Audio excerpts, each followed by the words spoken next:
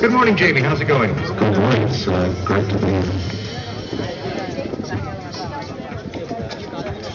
Sounds like it's great to be here. Just so we can get a sense of what we're looking at as they come in. We can see them now. If you look out to the high and to your right this morning at the air show, you'll see the silhouettes of the Roulettes as they're coming into sight. So we're going to have the first fly past will be a wedge loop and fly past. In this loop, the aircraft's pulling up to 4G. The Panthonine's capable of positive 7 to negative 3.5 G.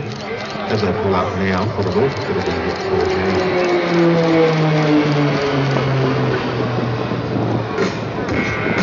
This guy's really excited to be here today.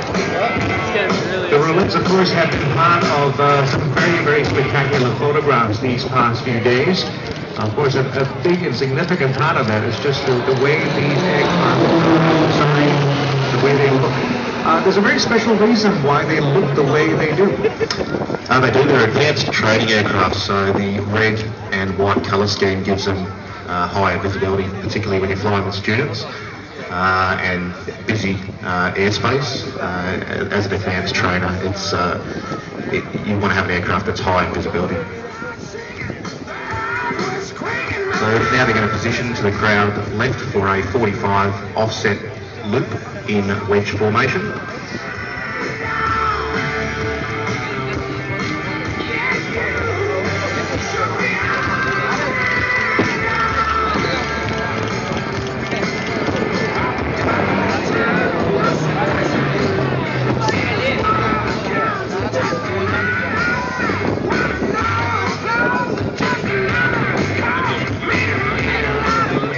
One of the most incredible things that I found out about this particular performance is that while they are 6 people flying, only one of the pilots is looking ahead.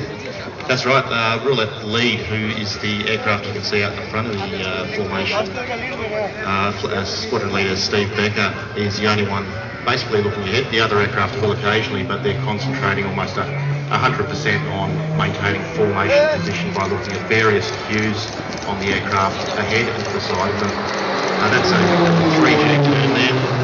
Through 360 degrees, the Roulettes will now position crowd right for a leader's benefit fly past, which squadron leader Baker is very happy about because it's all about him.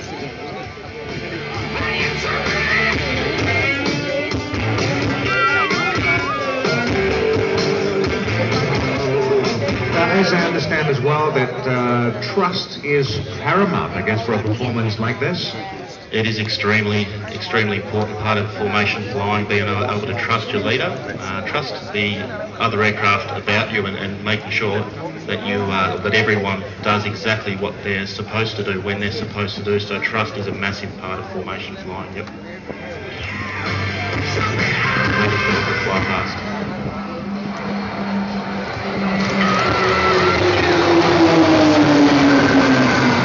Leaders benefit fly past, a very special formation with great significance for the Roulettes. It is, I guess.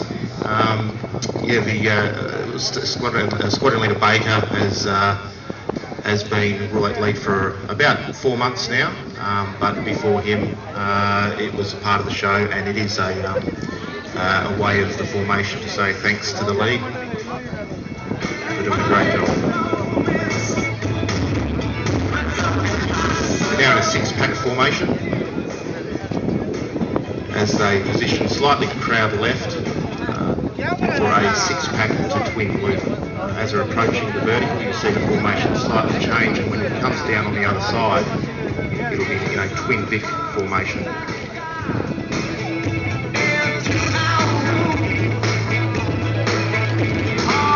Keeping in mind that all throughout this, it's all eyes on the squadron leader.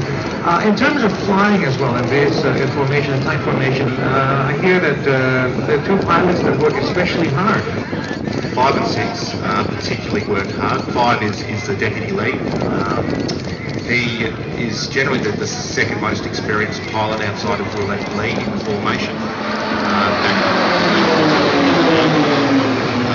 Roulette 6 is the next most experienced pilot in the formation. They're the two aircraft that you'll see very shortly fly the Mirror, which is quite a fatiguing and challenging manoeuvre to fly. So as you'll see the two aircraft in formation, peel off crowd right and position for the Mirror. Now, this is one of the classic moves from aerobatics, and over the years it's been modified a little bit to accommodate jets, but as I understand, you guys are going to be doing this old school. Old school, so essentially you'll see 5 will go inverted there, 6 will come up from underneath him and make sure that he's maintaining separation there. So there's no lateral displacement at all. The aircraft beneath 5 is directly beneath that aircraft, and it was looking for about 2 fin separation there, so that's pretty good.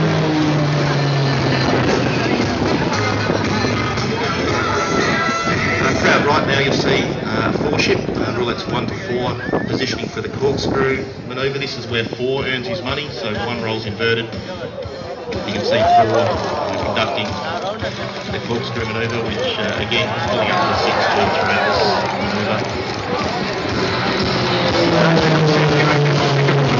It is really all about trust, because the pilots lose sight of each other. They do, yeah, and there are various times throughout the whole display where you will lose sight of the other aircraft in formation, but you've just got to know where in space that they're going to be and position the aircraft accordingly.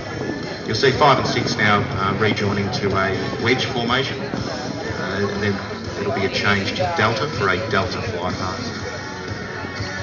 So 5 and 6 are the guys who are way back in the extreme left and extreme right of that formation. That's right, 5's back left, 6 back right, and 4 is the aircraft in between them. Now, why all the hard work you say that they do? I guess with their position, they're further away from lead, so they're having to use more track miles throughout the display compared to the other aircraft. So they need much more power anticipation, a lot bigger changes in the power. Sense that the aircraft's about to change position and anticipate that power change nice and early, otherwise it's very easy to fall out of position. That's the Delta fly past set.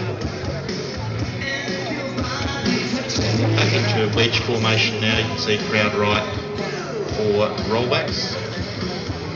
And rollbacks are again a very dynamic manoeuvre, probably pulling up about 4G, pitching to about 10 nose up and then rolling, but the whole time trying to keep lead visual and then keep the other aircraft that you're approaching from each side visual throughout the whole manoeuvre.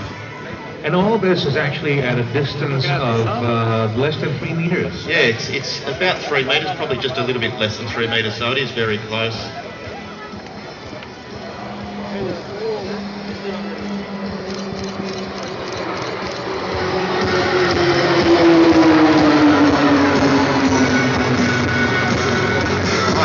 Rollbacks, you'll see the aircraft, the Roulettes now forming a Vulcan formation, which for 5 and 6 particularly 6 for this one, because he's bottom right, as you're looking at it now, large power anticipation required for the barrel due to the extra track miles that they're flying.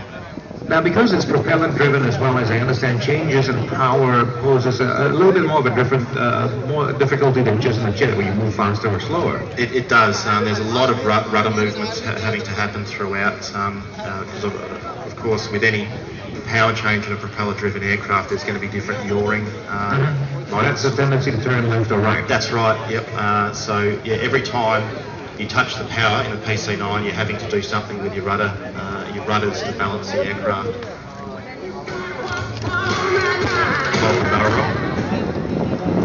There certainly is no evidence of the difficulty that goes along with the flying the way they do it. No, they do make it look easy, and they're all experienced Royal Australian Air Force aviators, most of them with at least 3,000 hours, but a lot of experience flying different operational aircraft throughout the RAF.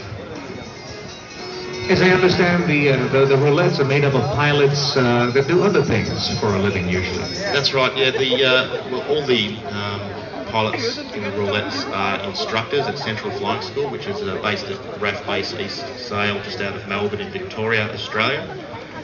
We primarily instruct other instructors how to instruct, if that makes sense.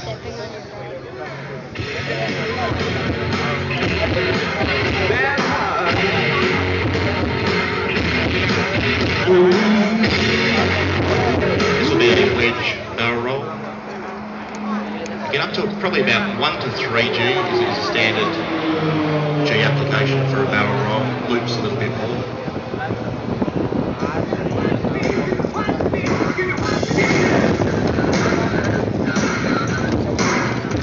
Now these planes, of course, have a limited range, so coming up to Singapore would have been a wee bit of a challenge. It was an adventure, but it was fun. There were a lot of thunderstorms to avoid, and various other factors that are involved with travelling sort of this far north and such a long distance. It was 5 days, the total journey there from Melbourne to Singapore, so it was a long journey. That's a road trip for you. Why didn't you just put them in the back of your aircraft? Roulette's positioning proud left and positioning for a cascade manoeuvre to finish, which is it's certainly one of the more challenging manoeuvres, because as the aircraft is in a vertical nose down, all pilots are basically looking up and still maintaining separation, but they will laterally be separated a lot quicker, and so it'll be easier to lose sight of the aircraft beside you. So we're going to see them shortly now climbing up rapidly, and then at the appointed time they'll break. And we'll see a large umbrella-like pattern up with us. That's right, yeah, that's a good description. So as they're approaching the vertical nose down, the roulette leader will give the command for everyone to brake, which you'll see very shortly.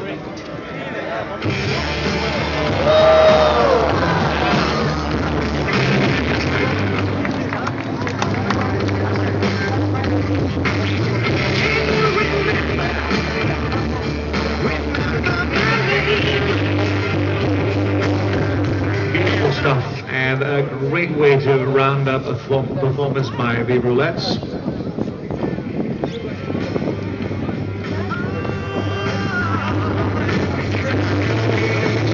For the team?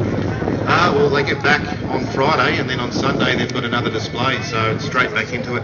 That display's at Melbourne, and then another one about 3 days after that, a week in Adelaide, in Australia, for the V8 supercars. So it's very busy, but it's extremely challenging and rewarding flying, and it's fantastic to be able to represent the country doing that. Well, thank you very much, Jamie, from the RAAF, and with that we bring you to the end of the flying display program here at the Singapore Airshow 2012. Now, we hope you've enjoyed today's show, and let's hear it one more time, maybe with a big wave in the hand, big wave of your hands in the air as well, for all the pilots and their teams who were part of the flying display here at the Singapore Airshow 2012.